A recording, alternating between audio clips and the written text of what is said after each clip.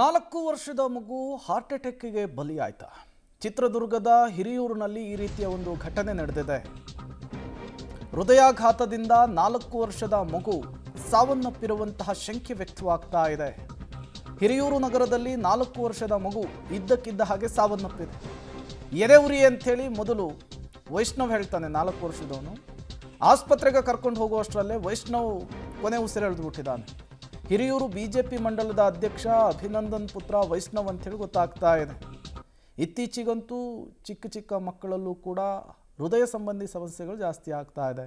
Heart ಅಟ್ಯಾಕಿಗೆ ಸಾವನ್ನಪ್ಪರ ಸಂಖ್ಯೆ ಜಾಸ್ತಿ ಆಗ್ತಾ ಇದೆ. ಮೊನ್ನೆ ಶಿವಮೊಗ್ಗದಲ್ಲಿ 6 ವರ್ಷದ ಮಗು ಹಾರ್ಟ್ ಅಟ್ಯಾಕಿಗೆ ಬಲಿಯಾಯಿತು. ಈಗ ನೋಡಿದರೆ ಚಿತ್ರದುರ್ಗದಲ್ಲಿ ಹಿರಿಯೂರು ನಗರದಲ್ಲಿ ಬಿಜೆಪಿ ಮಂಡಲದ ಅಧ್ಯಕ್ಷ ಅಭಿನಂದನ್ ಅವರ ಪುತ್ರ ವೈಷ್ಣವ್ ಎದೆಉರಿ ಅಂಥೇಳಿ ಎದೆ ಹಿಡ್ಕೊಂಡು ಕೆಳಗೆ ಬಿದ್ದಂಥ ಹುಡುಗ ಮೇಲೆದ್ದಿಲ್ಲ ಅನ್ನೋದು ಗೊತ್ತಾಗ್ತಾ ಇದೆ. ಬಟ್ ಇವೆಲ್ಲವೂ ಕೂಡ ನಿಜಕ್ಕೂ ಆಶ್ಚರ್ಯಕರ ಸಂಗತಿಗಳು. ಡೀಟೇಲ್ಸ್ ಕೊಡೋದಕ್ಕೆ ಸಿದ್ದರಾಜು ದೂರವಾಣಿ ಸಂಪರ್ಕದಲ್ಲಿ ಜಾಯಿನ್ ಆಗಿದ್ದಾರೆ. ಸಿದ್ದರಾಜು, ಡಾಕ್ಟರ್ ಏನು ಹೇಳ್ತಾ ಇದ್ದಾರೆ? ಹಾರ್ಟ್ ಅಟ್ಯಾಕ್ ಕನ್ಫರ್ಮ್ ಮಾಡ್ತಿದ್ದಾರಾ? ಏನು ಕತೆ? ಖಂಡಿತವಾಗೂ ಪ್ರೇಮ್ ಕುಮಾರ್, ಏನು ಹಿರಿಯೂರು ಪಟ್ಟಣದಲ್ಲಿ ಒಂದು 4 ವರ್ಷದ ಮಗು ಕೂಡ ಹೃದಯಾಘಾತಕ್ಕೀಡಾಗಿ ಸಾವನ್ನಪ್ಪಿರುವಂತಹ ಘಟನೆ ನಡೆದಿರುವಂತದ್ದು.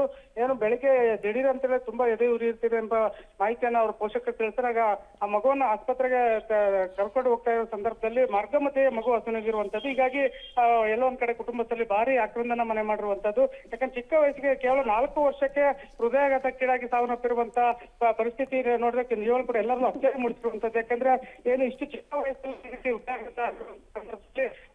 ಕುಟುಂಬದಲ್ಲಿ ಭಾರಿ ಅಚ್ಚರಿ ಮೂಡಿರುವಂತದ್ದು ಹಾಗೂ ಆತಂಕ ಮತ್ತು ಎಲ್ಲ ಒಂದ್ ಕಡೆ ಯಾಕೆ ಈ ರೀತಿ ಆಯ್ತೆಂಬ ಪರಿಸ್ಥಿತಿ ಕೂಡ ಇದುವರೆಗೂ ತಿಳಿದು ಬಂದಿಲ್ಲ. ಆದ್ರೆ ಅದೇ ರೀತಿ ಡಾಕ್ಟರ್ ಕೂಡ ಇದು ಅಚ್ಚರಿ ಮೂಡಿಸಿರುವಂತ ಪರಿಸ್ಥಿತಿ ಆಗಿದ್ದು, ಇದ್ರ ಬಗ್ಗೆ ತುಂಬಾ ತಜ್ಞರನ್ನು ಕೂಡ ಚರ್ಚಿಸಲಾಗಿದ್ದು, ಈ ಬಗ್ಗೆ ಸೂಕ್ತ ಮಾಹಿತಿಯನ್ನು ಕೆಲವು ಕ್ಷಣಗಳ ಮಾಹಿತಿಯನ್ನು ಕೂಡ ನೀಡಿದ್ದಾರೆ.